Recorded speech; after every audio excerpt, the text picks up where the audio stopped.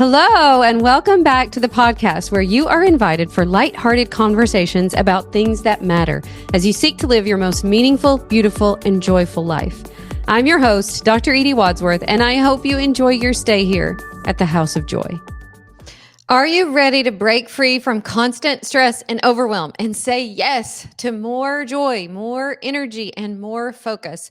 If so, join us for our brand new online workshop, The Art of Living Well, March 13th through 15th at noon Eastern. It is time to break up with stress and overwhelm, reclaim your joy, and embrace your most extraordinary life.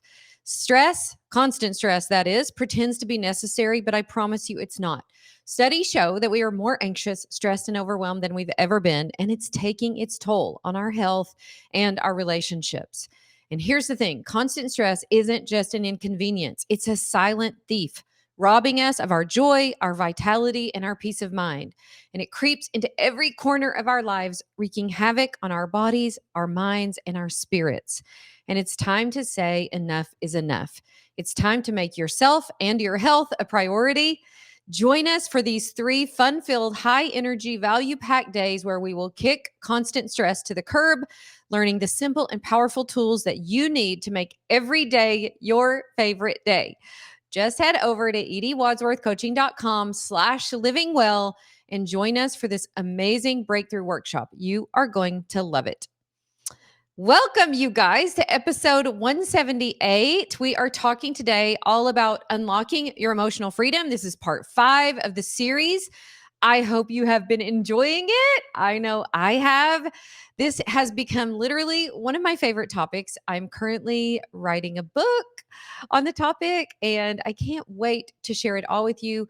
But I didn't want you to have to wait for that. I wanted you to get a taste of what I've been writing about and what I've been studying about for the past few years on mindset and emotions. And today we are talking about how to reframe your triggers and beliefs. And a lot of times, I don't even love the word trigger, but let's be honest. Sometimes we get triggered, we get activated in our bodies and in our nervous systems by things people say, by things people do. And I want to talk today about how to reframe those and how I have learned how to reframe those for myself and reframe beliefs that we may have that aren't serving us. We talked about that in the first episode in part 1 of this series, that very likely you have a belief, a sentence, a thought that is causing you a lot of pain. And the pain is definitely optional. We can definitely help ourselves in this way. And so I hope you've enjoyed this series for that. So what happens when either we get activated in our bodies or we get activated by thoughts and beliefs in our head? What happens is our body goes to work to create that emotional state that we have either conditioned ourselves to create or we are triggering by beliefs and thoughts in our head. So your body is the most powerful pharmacy on earth.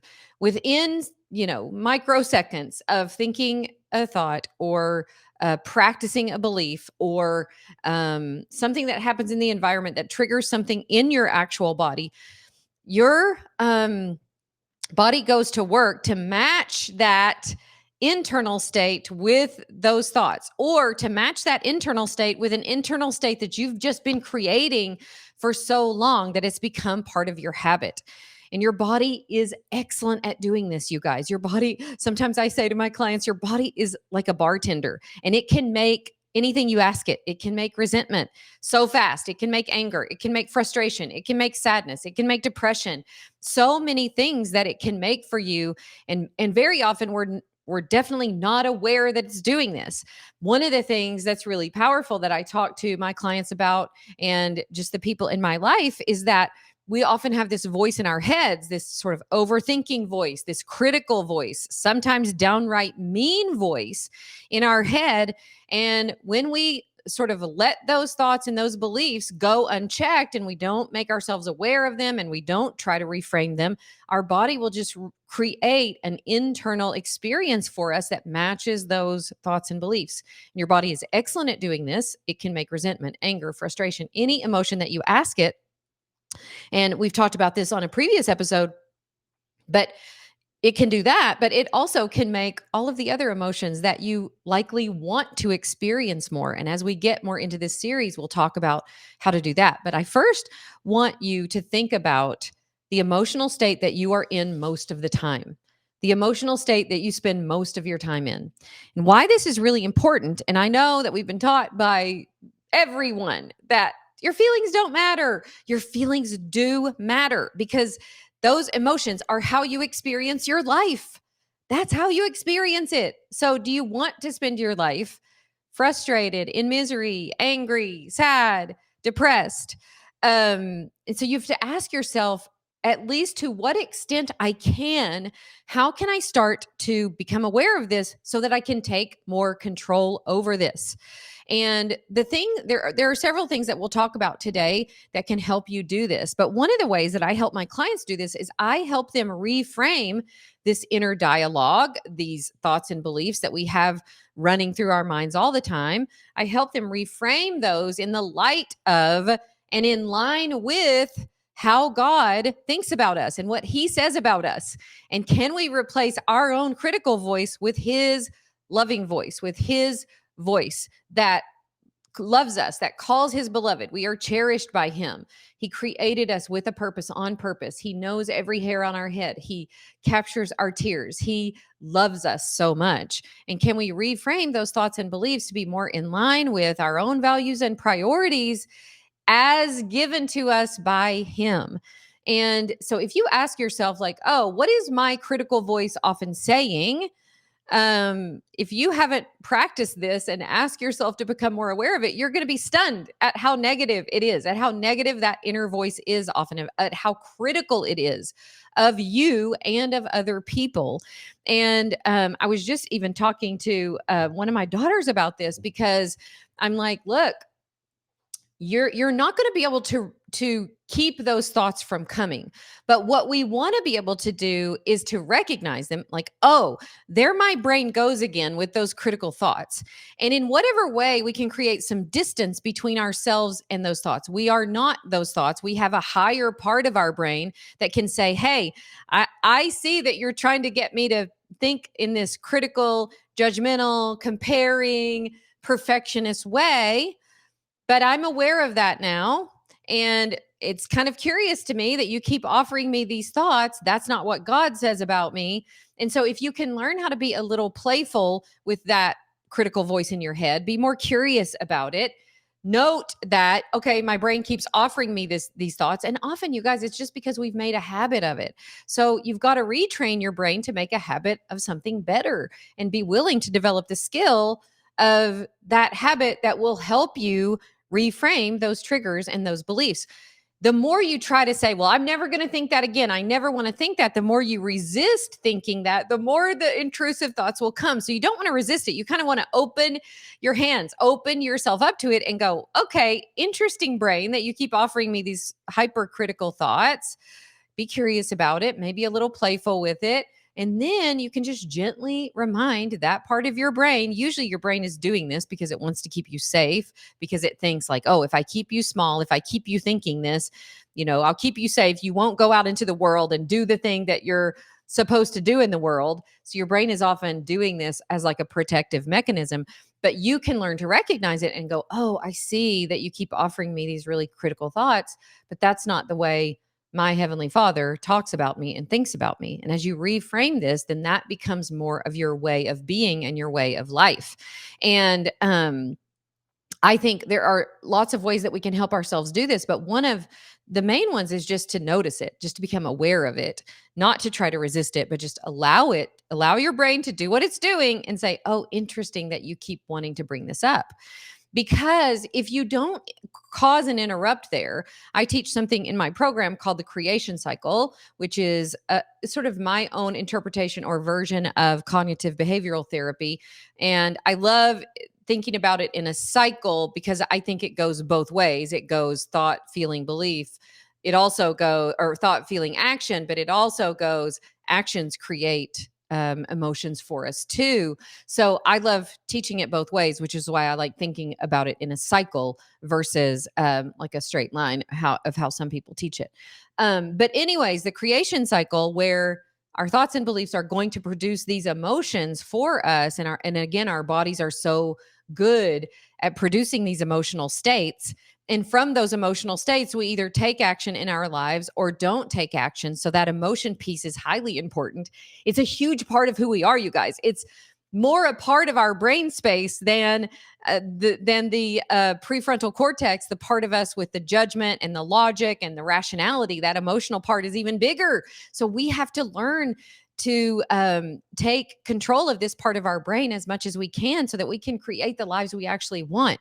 We don't want to keep living in these negative emotional states. We're meant to experience negative emotion, sure, but we're not created to stay there. And that's what so many of us are doing because we've made this negative emotional state our habit. And our body is so good at matching our thoughts and beliefs, and we're not even aware of it. And then because we don't know what's causing it, we look around and we start blaming our circumstances and go, well, it's because of my job or it's because of this issue with my son.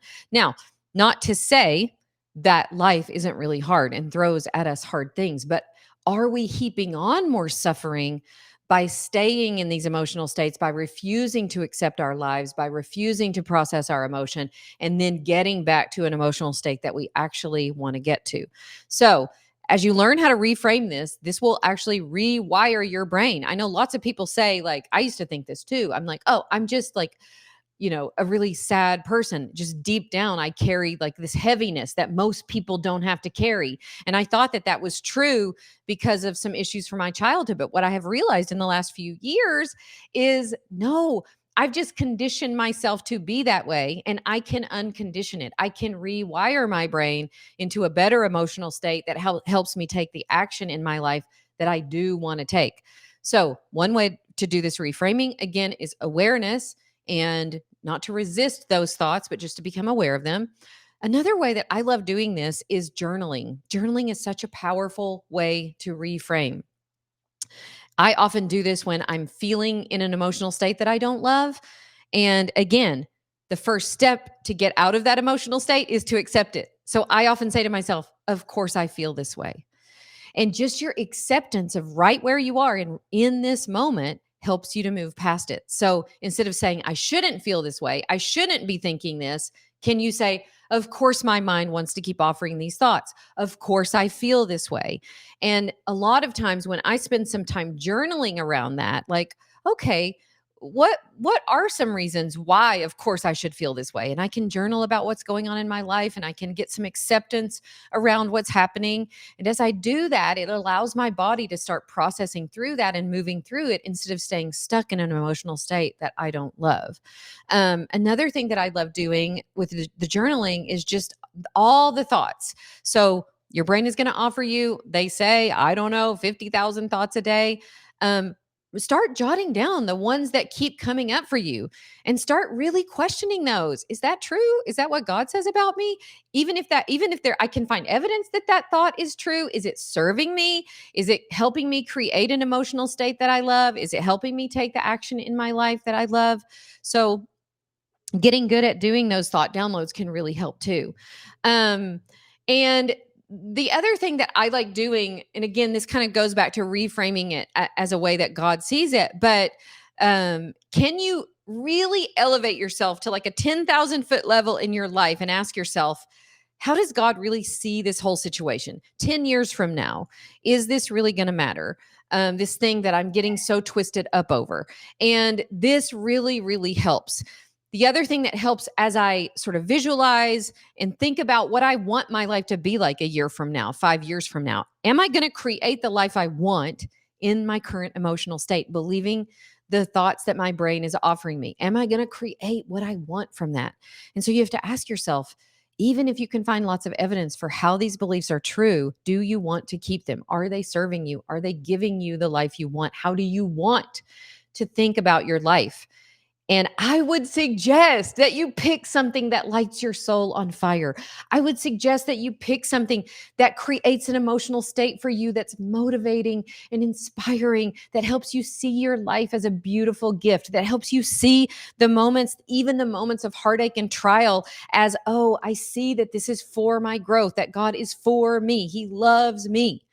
And again, I think this is such a powerful way to change your emotional state. So ask yourself, are these triggers and beliefs that are getting me into this emotional state that I don't love? Do I want to keep them? And it can take time, you guys. It can take some time, especially for me. My body was basically conditioned to fight or flight from childhood. And when somebody would say something that I felt like was any rejection of me, my body would go into fight or flight. And, it was just difficult. So I learned how to disconnect from my body and blame other people. And I just remember in learning to stay with myself, like, oh, interesting that my body wants to create this emotional state of fear or fight or flight just when my husband said something to me that, my mind is interpreting as something that should be such a negative trigger. And I think as you learn how to do this work, you can learn to sit with yourself in these negative emotions. You can elicit the help of other people and say, look, I know this is not you, but for some reason, my body has been conditioned to this sort of negative emotional state that, takes me to this place of fear. And I don't want to be like this. And I want to help myself, in this situation, really believe better thoughts. And it's not you. And that really helped me as I kind of got the help of people in my life to go, I know this is not you, but my body just keeps wanting to go to this emotional state of being scared or of being rejected or whatever.